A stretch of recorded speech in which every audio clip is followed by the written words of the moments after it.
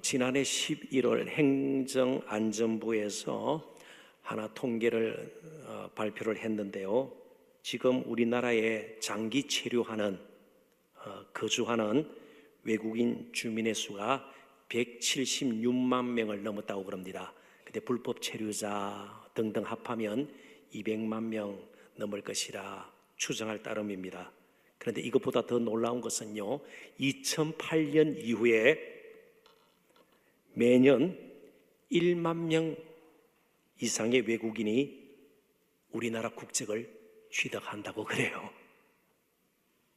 그러니까 우리나라가 살기가 벅차고 힘들어서 외국으로 한때 이민을 많이 나가지 않았습니까? 그런데 요즘은요, 우리나라에 이처럼 들어와서 국적을 취득하는 사람들이 매년 1만 명이 넘는다고 그래요. 일단은 자기 나라보다 살기가 좋거나 대우를 넉넉히 해주거나 혹은 또 국제 결혼을 해서 우리나라에 오게 되는 경우가 대부분 아니겠습니까? 아무튼 여러 가지 이유가 있을 것이고요. 또 외국인으로서 우리나라 국적을 취득하고 우리나라에서 살게 되는 사정들이 있을 것입니다. 그런데 다들 잘 살 것이라는 기대가 있죠. 그렇습니다. 우리나라 와서 망하려고 오는 분들이 어디 있겠어요? 여기 와서 낭패를 보고 인생 비참하게 끝내려고 오는 사람들은 없을 겁니다.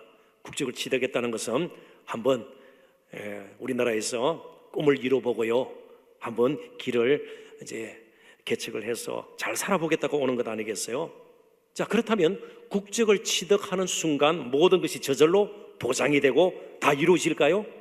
아니에요.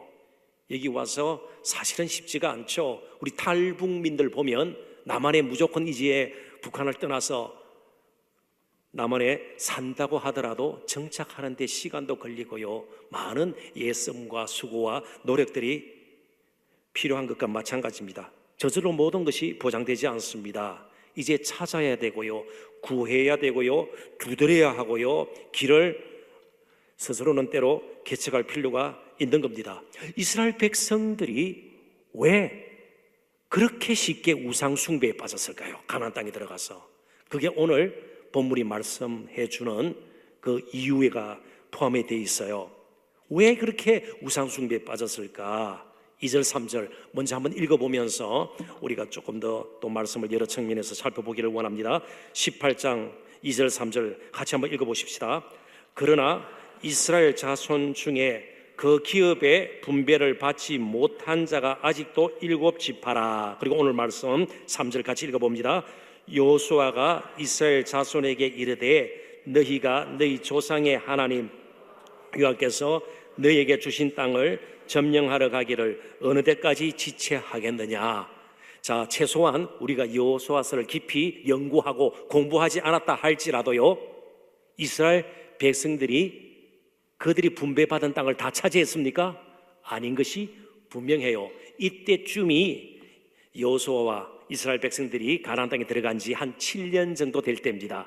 그러니까 주요한 전쟁은 끝을 맺었습니다. 그렇지만 하나님께서 약속하신 기업으로, 유업으로 주신 땅을 완전히 소유하지는 않았어요. 그러니까 더 싸워야 됩니다. 그러니까 어느 정도 전쟁이, 큰 전쟁은 치러졌지만 이제 가족별로, 종족별로, 지파별로 계속해서 나머지 하나님께서 약속하신 땅을 소유해야 돼요. 이게 우리 신앙생활에서 굉장히 중요해요. 하나님께서 여러 가지 모양으로 약속을 하셨어요. 우리에게 복 주시기를 원했어요. 그렇지만 그 복을 소유하는 것은 별개의 문제예요. 하나님께서 약속하신 것들을 우리가 취해서 나의 삶 속에서 경험하는 것은 별개의 문제예요. 그래서 어떤 의미에서는 설교가 좋고 말이죠, 성경 공부를 열심히 하고요, 성경을 매독하고 이것으로 끝나는 것이 아니에요. 그것을 우리의 소유로 실제로 삼아야 된다는 겁니다. 근데 이스라엘 백성들이 일을 하지 않는 것이에요. 그래서 특별히 우리가 몇 예를 들어보면 요셉 자손은 굉장히 덩치가 컸습니다. 수가 많았습니다. 왜냐하면 에브라임 지파, 므낫세 지파 자체가, 특별히 에브라임 지파 자체가 굉장히 큰 지파였고요, 두 지파로 나눌 정도로 요셉 자손들은 굉장히 규모가 컸습니다. 그런데 약속받은 땅에서 다 살려고 하니까 너무너무 힘이 드는 거예요. 그래서 앞부분에도 보면 이제 살림을 좀 개척해라. 그것도 너희들에게 주신 땅인데, 그런데 산 쪽으로 올라가는 것은 쉬워요, 어려워요? 어려운 거예요. 그리고 또 한 두 구절을 더 보도록 하십시다. 자, 여호수아서 15장 63절 화면을 보시고요. 같이 한번 읽어볼까요? 예루살렘 주민 여부수 족속을 유다 자손이 쫓아내지 못하였으므로 여부수 족속이 오늘까지 유다 자손과 함께 예루살렘에 거주하니라. 같이 거주하니까 불편하죠. 그리고 또 여부수 족속들이 섬기는, 이미 가나안 땅에 와서 정착하고 있던 그들이 섬기는 신을 보면서 마음이 빼앗겼을까요? 빼앗길 수가 있죠. 그러니까 완전히 차지해서 소유하지를 못했단 말이죠. 한 구절만 더 봅니다. 여호수아서 17장 11절 12절 13절 같이 한번 더 읽어보십시다. 이사갈과 아셀에도 므낫세의 소유가 있으니 곧 벳서안과 그 마을들과 이블르암과 그 마을들과 도레 주민과 그 마을들이요, 또 엔돌 주민과 그 마을들과 다낙 주민과 그 마을들과 머깃도 주민과 그 마을들 세 언덕 지역이라. 12절요. 그러나 므낫세 자손이 그 성읍들의 주민을 쫓아내지 못하며 가나안 족속이 결심하고 그 땅에 거주하였더니,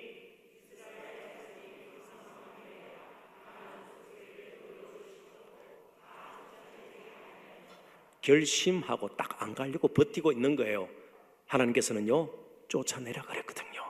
전쟁을 치루어서 정복하라고 말씀을 하셨습니다. 정복이 안 되면 물들게 돼 있어요. 정복이 안 되면 하나님 말씀대로 주신 약속대로 순종하지 않으면 오히려 동화되게 돼 있어요. 그래서 왜 우상숭배에 급히 그들이 빠져버렸는가 이해가 되시죠? 그러니까 거기서 하나님 나라를 이루어야 되는데 이 안주하고자 하는 마음이 생긴 겁니다. 전쟁한 일이 쉬워요? 쫓아내는 것이 쉬워요? 쉽지가 않습니다. 분명히 가나안 땅은 하나님께서 주신 땅입니다. 그런데 하나님께서 조건을 붙여주셨어요. 그래서 여호수아서 1장 2절 3절을 다시 한번 읽어보도록 하십시다. 다 같이 읽습니다. 내 종 모세가 죽었으니 이제 너는 이 모든 백성과 더불어 일어나 이 요단을 건너 내가 그들 곧 이스라엘 자손에게 주는 그 땅으로 가라. 내가 모세에게 말한 바와 같이 너희 발바닥으로 밟는 곳은 모두 내가 너희에게 주었노니. 3절만 조금 비춰주십시오. 내가 모세에게 말한 바와 같이 너희 발바닥으로 밟는 곳, 발다라는 히브리 단어가 다락이라는 단어예요. 군대 용어입니다. 군사 용어예요. 전진하다 그런 뜻이에요. 전진하다. 그러니까 군인들이 날마다 군복에 다름질하면서 날이나 세우고 군 하나 닦고 있으면 되나? 그러다가 자기들끼리 너 왜 내 째려봐 이러다가 고참을 뭘로 봐 주먹 다짐할 수도 있고 나중에는요 막 총을 쏘도 있는 거 아니에요.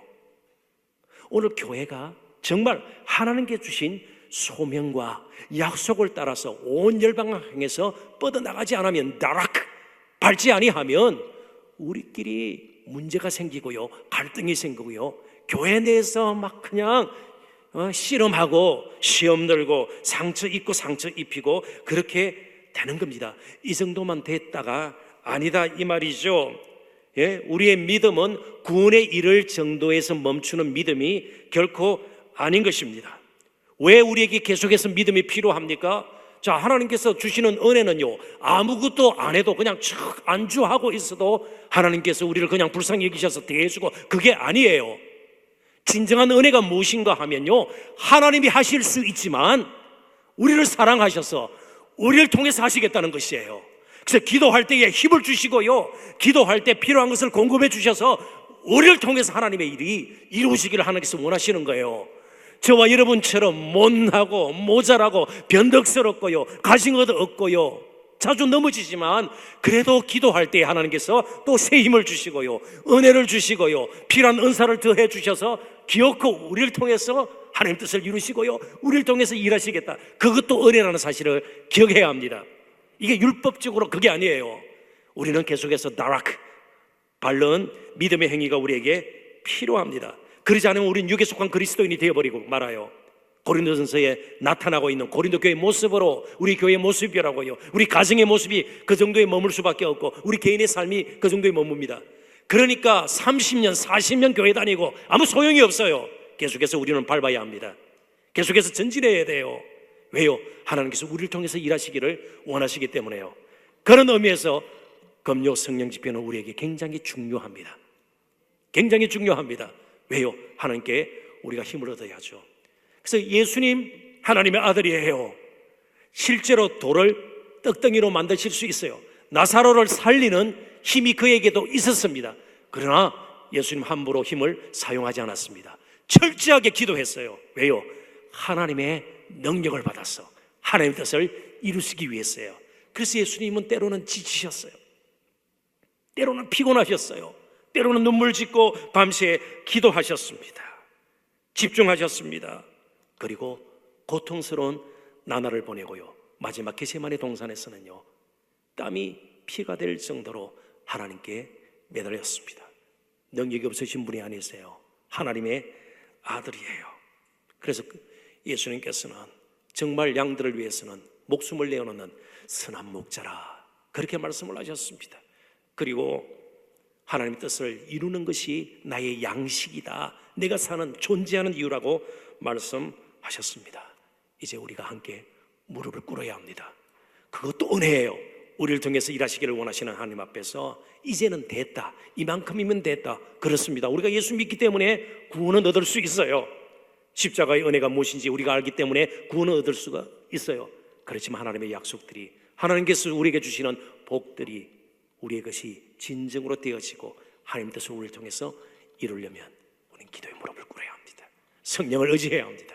그래서 금요 성령 이 집회를 통해서 다시 한번 우리가 힘을 얻어야 할 것입니다. 오늘 함께 무릎 꿇고 말씀을 붙들고 새 힘을 얻는, 그래서 하나님께서 우리를 통해서 주신 우리의 가난을 통해서 함께 전진하는 저와 여러분이 될 수 있기를 바랍니다.